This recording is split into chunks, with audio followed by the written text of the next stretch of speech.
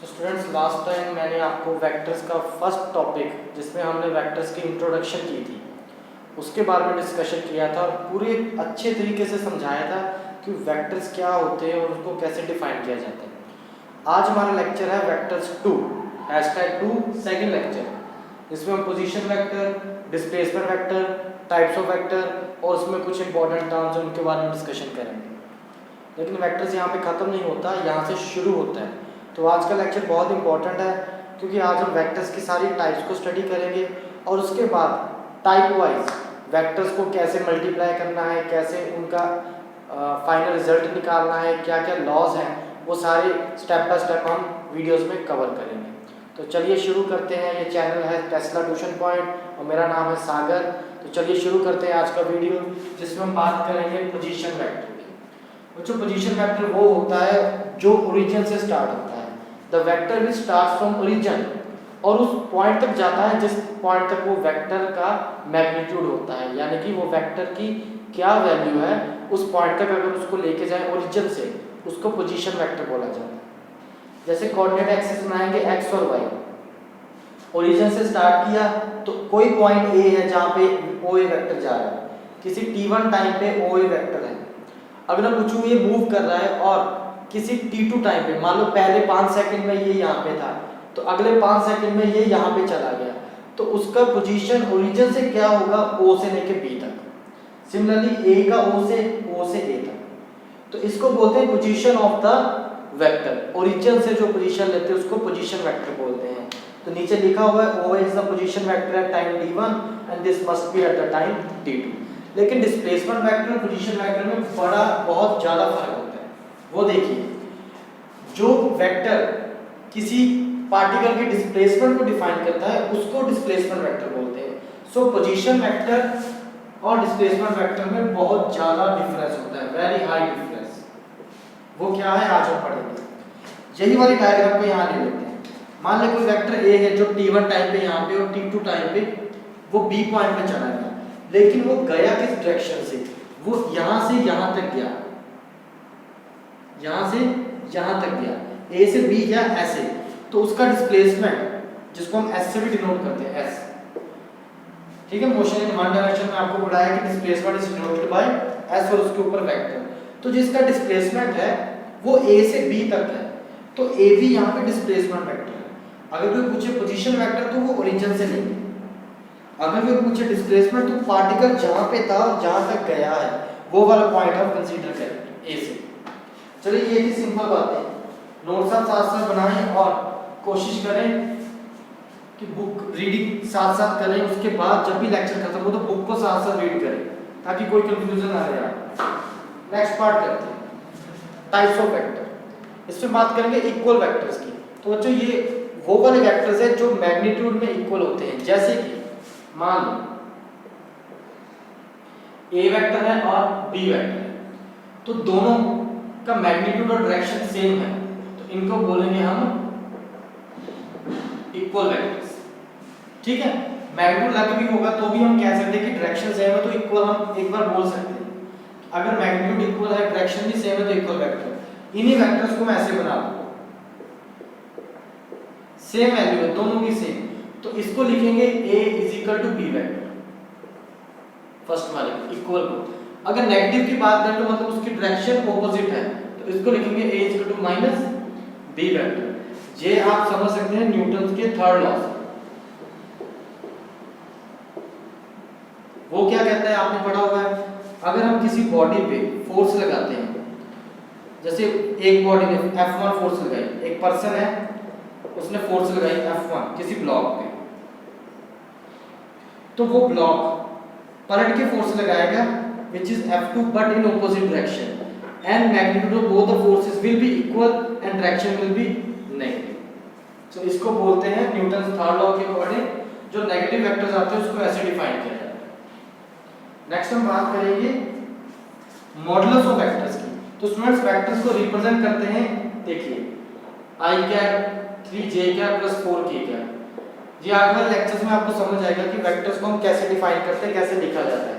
लेकिन अगर मैं बोलूं कि इसको सॉल्व करके कोई वेक्टर की वैल्यू बताओ, मान लो 5 आंसर आ गया 5 मिनट्स, तो ये इसका मैग्नीट्यूड है और इसको ही मॉड भी बोलते हैं, मॉडुलस। और इसको लिखेंगे कैसे, मॉड लगाएंगे और वेक्टर को बीच में रख देंगे, तो ये सिंबल होता है ये वाला मॉडुलस का। This is a symbol of modulus, ये होते हैं modulus of A vector. Next बात करते हैं, इसी से आपको समझ आएगा यूनिट वेक्टर क्या होता है।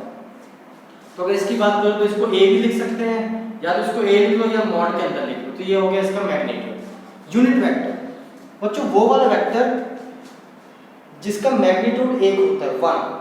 देखो मान लो इस तरफ फोर्स लग रही है, ये मेरा हाथ, इस पे मैं इस मार्कर से फोर्स लगा रहा हूँ, तो मैंने 10 न्यूटन फोर्स लगाई, लेकिन मेरी जो 10 न्यूटन फोर्स है, ठीक है, उसका सिंगल मैग्नीट्यूड क्या होगा, 1 न्यूटन। तो मैं अगर 1 न्यूटन की बात करूँ तो 1 न्यूटन भी इस डायरेक्शन में लग रहा है, और अगर 10 न्यूटन की बात करूँ तो वो भी इसी डायरेक्शन में।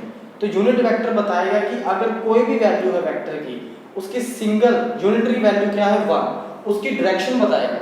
और डायरेक्शन का फॉर्मूला ये ना, लेकिन फॉर्मूला मैं आपको यहाँ से समझा। मान लो ये कोई वेक्टर है, किसी ब्लॉक पे फोर्स लग रही है, तो इसकी जगह पे मैं F लिख लेता हूँ, क्योंकि F फोर्स होती है, ठीक है, और वेक्टर। तो अगर मैं बोलूँ कि ये वेक्टर फोर्स या इस बॉक्स पे लग रही है, तो इसका यूनिट वेक्टर उसको मैं F कैप से डिनोट करूँ। जो सिंबल है उसके ऊपर कैप लगाएंगे, इस सिंबल को बोलते हैं कैप, यूनिट वेक्टर में यूज होता है। तो फॉर्मूला कहता है कि जो वेक्टर की वैल्यू आपके पास है, ये वाली, जिसको F वेक्टर लिखेंगे, नीचे उसकी वैल्यू मॉड F, मतलब इसकी वैल्यू पुट कर दो, 2i plus 3j plus 4k, और नीचे 5 से डिवाइड। तो अब जब इसको सॉल्व करेंगे तो हमारे पास यूनिट वेक्टर, मतलब उस एक यूनिट वेक्टर की क्या डायरेक्शन है उस पर्टिकुलर पॉइंट में, वो हमें पता चलेगा इस फॉर्मूले से। और it is very very important, बहुत ज़्यादा इंपॉर्टेंट है। हर चैप्टर में +1 के या +2 के इसका बहुत यूज होता है, तो इसको ध्यान से अच्छे से कर लेना, जल्दी समझ आएगा। नेक्स्ट करते हैं फिक्स्ड वेक्टर, इनको लोकलाइज वेक्टर भी बोला जाता है। ये वो वेक्टर है जिनका स्टार्टिंग पॉइंट फिक्स होता है, बिल्कुल फिक्स होता है, वहीं से स्टार्ट होंगे और कहीं से स्टार्ट नहीं हो पाएंगे। तो इसकी डेफिनेशन आपके सिलेबस में कि फिक्स वेक्टर कौन से, जिनका एक पर्टिकुलर स्टार्टिंग पॉइंट होता है। फ्री वेक्टर वो होता है जो कहीं से भी स्टार्ट कर सकते हैं। ये दोनों चीजें आपको समझ में आएंगे जब हम वेक्टर्स का law of triangle law of vector addition पढ़ेंगे, उसमें ये चीजें अच्छे से क्लियर होंगी कि फ्री वेक्टर क्या है और फिक्स्ड वेक्टर कौन से। आगे बात करते हैं कोलिनियर वेक्टर्स। बच्चों वो वाले वेक्टर जो एक लाइन में लगते हैं, एक डायरेक्शन में, मैग्नीट्यूड कुछ भी हो सकता है, या तो दोनों का मैग्नीट्यूड सेम या डिफरेंट, या तो वो पैरेलल होंगे या एंटी पैरेलल होंगे। तो दोनों बना दिए, ए और बी या तो पैरेलल है या एंटी पैरेलल। और पैरेलल एंटी पैरेलल को आप एंगल से डिनोट करेंगे, या तो दोनों में एंगल 0 डिग्री या दोनों में angle 180 degree. Clear. Next coplanar vectors. Coplanar vectors वो होते हैं जो एक ही प्लेन में होते हैं, जैसे कि ये पूरा बोर्ड है, व्हाइट बोर्ड, इस पर अगर कोई भी दो वेक्टर बनाओगे ए डी, तो ये कोप्लेनर वेक्टर्स कहे जाएंगे, क्योंकि ये एक ही प्लेन में लाई कर रहे हैं। कोइनिशियल वो वेक्टर्स जो एक ही पॉइंट से स्टार्ट होते हैं। देखो क्या फर्क है। कोइनिशियल वेक्टर्स, मान लो ये कोई बॉडी है जिसका मास m है, तो इस पे नीचे की तरफ एक फोर्स लग रही है F1, ऊपर की तरफ लग रही है F2, इस तरफ लग रही है F3 और इस तरफ लग रही है F4। तो F1 F2 F3 F4 force is a vector, और ये कोइनिशियल है, मतलब इनिशियल पॉइंट सबका सेम है, सारी फोर्सेस का इनिशियल पॉइंट सेम है। लेकिन अगर इसके ऑपोजिट बात करें को टर्मिनस वेक्टर्स, तो अगर इन सब की डायरेक्शन हम चेंज करें, अब ये सारे वेक्टर्स अंदर की तरफ जा रहे हैं, इस पॉइंट की तरफ जा रहे हैं, F1 F2 F3 and F4, तो ये इनिशियल क्या बन जाएगा, को टर्मिनस पॉइंट, कि इनका टर्मिनेटिंग पॉइंट जहां पे ये खत्म हो रहे जाके वो सेम है। This is the terminal point. ठीक है। लास्ट आता है zero vector, very important from the exam point of view, from the school syllabus. Zero vector बच्चों, अगर मैं यहाँ पे डॉट बना लूँ, सिंपल डॉट, तो अगर मैं बोलूँ कि इसका मैग्नीट्यूड क्या है, तो बेटा इसका मैग्नीट्यूड होगा 0, क्योंकि किसी भी स्केल से, जो मेजर स्केल्स होते हैं मैक्रोस्कोपिक बड़े वाले जो हम यूज करते हैं, उससे इसकी लेंथ या मेजरमेंट लेनी बहुत ही टफ होगी, क्योंकि अगर आप पेन से बनाओगे तो डॉट कुछ ऐसा होगा, कॉपी पे बनाओगे तो थोड़ा मोटा हो जाएगा, पेंसिल से बनाओगे तो हल्का सा ब्रीक हो जाएगा, बहुत ही थिन। तो इसका मैग्नीट्यूड 0 है, लेकिन इसकी डायरेक्शन आर्बिट्रेरी होती है। इसकी कोई भी डायरेक्शन मान लो, चाहे इस तरफ, चाहे उस तरफ, चाहे इस तरफ, चाहे इस तरफ, क्योंकि अगर वेक्टर ऐसे होगा, कुछ मैग्नीट्यूड होगा, तो हम उसकी डायरेक्शन बता पाएंगे कि हाँ वो कहाँ से कहाँ तक जा रहा है। यहाँ पे वो पता ही नहीं चल रहा कि वो कहाँ से शुरू हुआ, कहाँ पे खत्म हुआ, ना तो इसका इनिशियल पॉइंट पता है, ना इसका फाइनल पॉइंट पता है। तो इसका मैग्नीट्यूड 0, डायरेक्शन आर्बिट्रेरी। लास्ट में बात करें रिजल्टेंट वेक्टर्स की। रिजल्टेंट सुनो बेटा क्या चीज होती है, सुनो देखो, एक वेक्टर ये रहा A, दूसरा वेक्टर उसके 90 डिग्री पे B। तो रिजल्टेंट वेक्टर हम ट्रायंगल लॉ में पढ़ेंगे, तो यहाँ पे जस्ट एक डेफिनेशन उसको सुन लो। रिजल्टेंट वेक्टर होता है R से डिनोट, और जो वेक्टर्स लग रहे हैं उनका vector sum. So resultant is the vector sum of all the vectors, और इसको बनाएंगे ऐसे, ठीक है। और इसकी वैल्यू कैसे निकालते हैं, मैग्नीट्यूड मॉडुलस कैसे लेंगे, जो वेक्टर्स है उसका स्केल। ये सारी चीजें हम ट्रायंगल लॉ के बाद समझ पाएंगे। Scalar product, dot product, cross product, vector product, ये प्रोडक्ट्स होते हैं कुछ जो इसको डिफाइन करेंगे कि इसकी वैल्यू कैसे आएगी।